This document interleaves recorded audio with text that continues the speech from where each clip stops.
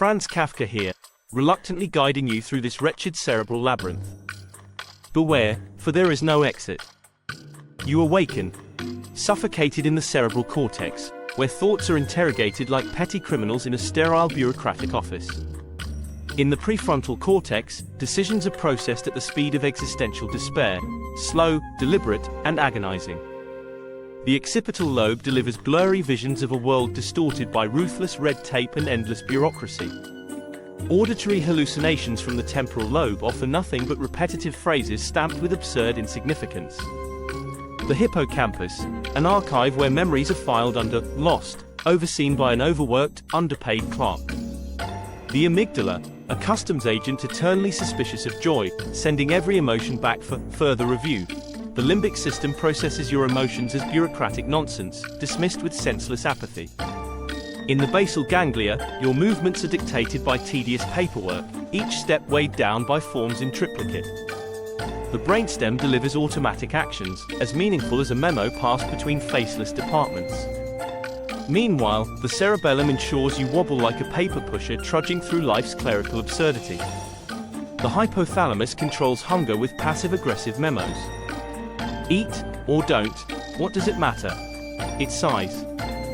Dopamine is handed out like ration cards, just enough to keep you filing the paperwork of life. The pituitary gland insists on hormonal balance, but what is balance when everything is chaos? The thalamus decides what information gets through, most of it stamped, return to sender. Every sensory input is reviewed, rejected, and thrown into a disorienting void for lack of relevance. Your survival instincts are processed by the brainstem, a bureaucrat who asks, is survival even worth the paperwork? Each lobe of the brain merely another department in the absurd bureaucracy of self-awareness.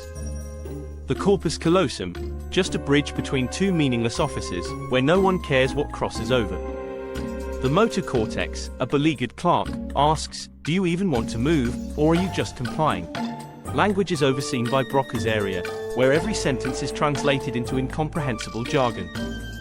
Wernicke's area specializes in ensuring you never understand what you yourself are saying. The neurons, those miserable office workers, send messages across synapses like useless memos never read. Axons fire like harried bureaucrats, transferring messages that will sit unread in Kafka's endless filing cabinets. The synapses explode with frustration, each spark an unanswered plea to escape this maze of inefficiency. Thought itself becomes a grotesque formality, processed, analyzed, and ultimately discarded like unwanted correspondence. Nerve impulses? Nothing but nervous, twitching clerks hurrying to appointments that never actually matter. Feeling lost? There's no map. But if you want to lose yourself more, the link below will do just fine. Subscribe. It's either that or filling out forms in the endless waiting room of your own consciousness.